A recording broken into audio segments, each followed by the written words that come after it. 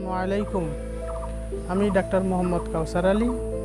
আজকে আপনাদের সামনে শিশুদের গরমে চিকিৎসা ও যত্ন নিয়ে কিছু আলোচনা করব।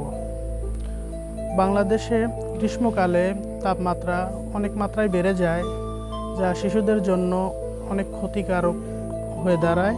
বয়স্কদের তুলনায় শিশুরা গরম সহ্য করতে পারে কম। এই সময় বাচ্চাদের যে রোগগুলো দেখা যায়, ঘামাচি, চুলকানি, জ্বর এবং স্ট্রোকের মতো রোগ দেখা যায়। সেক্ষেত্রে আমাদের কিছু করণীয় বিষয় থাকে। করণীয়গুলো হলো, বাচ্চাকে প্রচুর পরিমাণে পানি খেতে দিতে হবে, ডাবের পানি খেতে দিতে হবে, ফলের রস খেতে দিতে হবে এবং কাপড় চোপড় পরিধানের ব্যাপারে সুতি কাপড়, পাতলা কাপড় পরিধান করাতে হবে, যাতে শরীরের তাপমাত্রা সহজে বের হয়ে যেতে পারে।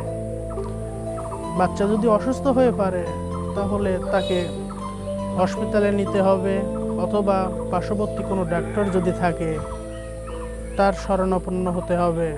গরমের সময় বাচ্চাদের দিনে 2 থেকে 3 বার গোসল করানো ভালো।